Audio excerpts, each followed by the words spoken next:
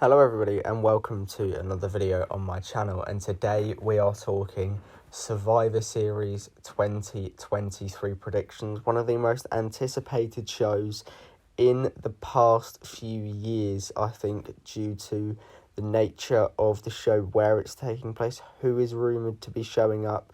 We're going to go through all the matches, all the rumours, and we're going to predict on what will occur in Chicago on Saturday night. So let's get into it. We kick things off with Santos Escobar taking on Carlito. Now, this is obviously not the money match of the feud. It will be Santos Escobar versus Rey Mysterio. I presume that will take place at probably WrestleMania due to the fact that Rey Mysterio is now out injured for about 6 weeks. This is a really difficult one to predict because obviously Santos Escobar has just turned heel, so you'd probably say Santos, but Carlito has just returned and he's only lost his first match to Bobby Lashley. So Carlito needs a win. Escobar needs one to prove he's just turned heel. I thought the promo was great on SmackDown. I'm gonna take Escobar, but very, very closely. I think he'll probably do something like cheat or something like that. But yeah, Santos Escobar to get the win. I don't need to explain this at all. Rhea Ripley's retaining the title. The Intercontinental Champion, Gunther, takes on The Miz, the longest reigning Intercontinental Champion, versus the most title reigns in history. I really like where they've gone with this feud, with Miz sort of turning babyface, now Gunther just sort of poking at him. I think this is going to be a good test for Gunther as champion. I don't see Miz winning this. I think Gunther will retain. I seriously don't know when they're going to take the title off of Gunther, because I feel like at this point they're going to get to a whole calendar year of him as champion. That is something I think is a big thing if you can hold the title every single day of the year. Maybe he goes into Mania against Rollins or whoever the world champion will be at that point and be Intercontinental Champion and World Champion. I don't know. I hope so, because Gunther's amazing. But in terms of this match here, I think it will be a great match. It will really show how good Miz is, but Gunther will retain. Our first Women's Wargames match of the night sees Shotzi, Becky Lynch, Charlotte Flair and Bianca Belair team up to take on the new Damage Control of Bayley, Asuka, Dakota Kai, who's not there because she is injured, Io Sky and Kairi Sane. I'm going to take the new faction, Damage Control, here because I feel like they're teasing a Bayley departure from the group due to the new Damage Control, like, turning on her. I feel like we could be going there. Whilst it would be good to give the established stars a win, give Shotzi a big win, they don't need it. I feel like as well we're going to go towards Charlotte versus Bianca at Mania, so sort of start the teasing for that early. But I don't see them being able to coexist, and I feel like Damage Control will get the win, and then Bayley will immediately get exiled from the group and turn babyface. Now we move on to something which isn't officially announced. This is just heavily rumoured. Shinsuke Nakamura has obviously on Raw been doing these vignettes sort of targeting someone. It's not been revealed who that person is, but obviously on his match with Chad Gable on Monday night, he said that his opponent was close. Obviously heavily rumoured that it is going to be the return of CM Punk due to the fact it is in Chicago, CM Punk's hometown, and, you know, opponent close, it's in Chicago, CM Punk is from Chicago. Then you've had all these different references of Nakamura doing the GTS, Rollins calling himself the best in the world, you know, riding on the edge of a lightning bolt, greatest trick the devil ever pulled. There's just been these little teases, and obviously I've done a video on whether I think Punk will return or not. It's been very different situations since then. I personally am now 55-45 to whether he will actually be there. I feel like sort of they wouldn't have done all these teases for nothing, because a lot of them it would be very random to just include them for no reason, especially the sheer amount. Like, if you just had Rollins calling himself the best in the world, obviously people would look into that, but it wouldn't be as bad.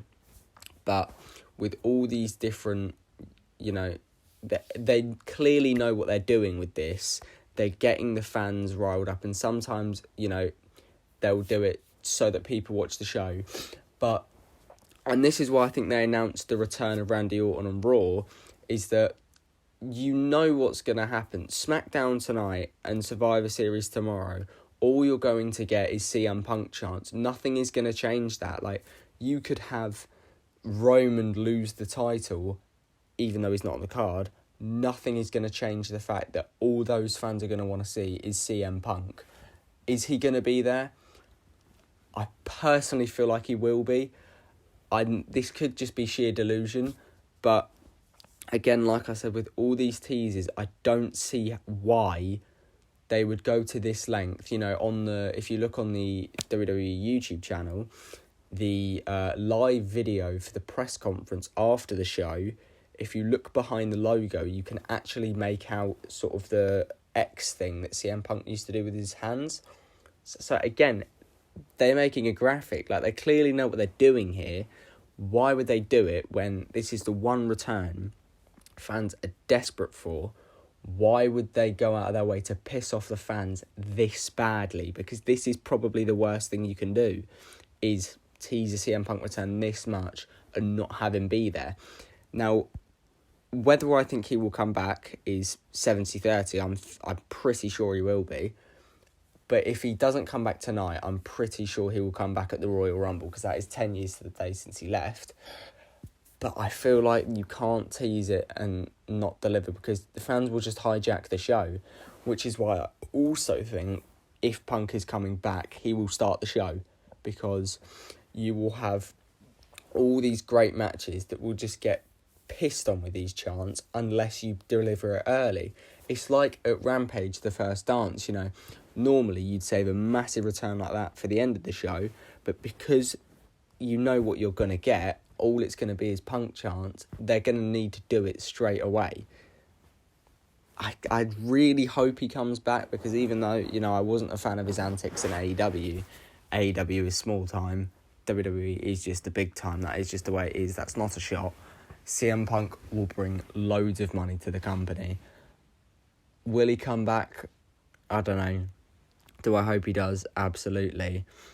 Punk versus Nakamura would be amazing. We'll just have to wait and see. I personally am 51-49. Yeah, he'll be there. And moving on to the main event of the show, we have the men's Wargames match, the Judgment Day. Finn Balor, Damian Priest, Dominic Mysterio, new member JD McDonough, and the newly turned heel Drew McIntyre will join forces to take on Cody Rhodes, the World Heavyweight Champion Seth Rollins, Jey Uso, Sami Zayn, and after a year and a half, the returning Randy Orton. Now, this again is a difficult one, a bit like the women's War Games match. Do you give the win to the established faction with the new star? I didn't mention it, but obviously you have Kairi Sane returning as well. She needs a big win to get her back familiar with the crowd. I have friends that watch the product not as much as me. They only watch the pay-per-views, and I couldn't watch Crown Jewel live. But when Kairi Sane come back, they'd heard the rumours, but they were like, who's this? So she needs a big win to show how great she is. She's not been seen for a while. With this, do you need a big win for Drew to get heel Drew over, and as well, after the great promo we cut on Monday, and as well the faction with the new member, they are the tag champions? Or do you give a big win to the team with the world champion on, the return of Randy Orton, one of the greatest of all time, Cody Rhodes, who is likely to be in the main event at WrestleMania in 5 months' time, give Jay a big pay-per-view win and give Sammy a big pay-per-view win to keep them strong? It's difficult. My personal theory is that Seth Rollins, Cody Rhodes, Orton, Zayn and Uso will get the win, but I feel like Randy Orton will turn on Jey Uso straight after the match. Due to obviously they sort of teased it again, which is one thing I really love with Triple H, these little teasers and these little callbacks. When Rhodes announced it was going to be Orton, obviously he didn't outright say it was Orton, but it's been confirmed now it is. Jey Uso had that sort of weird look on his face because he was the one that injured Orton in kayfabe in May of 22. So there could be something there. It could just be, maybe a babyface run. I feel like where we're going after this is Drew versus Cody feud, Randy versus Jay, and probably Seth will, I don't know what he'll do until Mania. I personally feel like he'll be going for Gunther at Mania, so I feel like he'll need something to do around Rumble, Elimination Chamber, obviously in Australia. But I feel like the win is going to go to Rhodes, Rollins, Uso, Zayn and Orton. But, someone has to take the pin, and JD McDonough, it's not looking good for him. So I feel like this is going to be carnage. I feel like, I know iBeast, which is, I don't know if anybody who watches my videos know him, who I follow on Twitter. He's a very funny lad.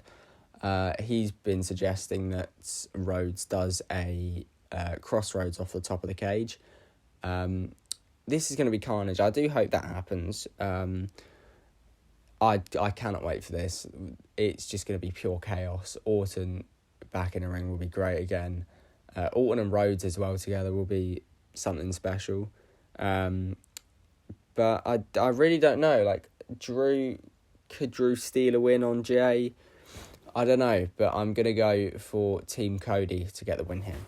As always, though, they were just my predictions. Let me know yours down in the comments section below. I hope you all have a wonderful time watching the show. I will be tweeting during the show, so if you follow me on Twitter at DFTLewis, at DriftLewis, I can't actually remember, then you'll see my thoughts. I have been recently just begun working on a video about Bray Wyatt, sort of like a career, not documentary style thing, because it'll only be about 10 minutes long, but sort of my tribute to him. I know it's obviously been 3 months today since his passing, but I wanted to do a video on Bray Wyatt for quite a while now, because obviously I didn't do one when he passed away.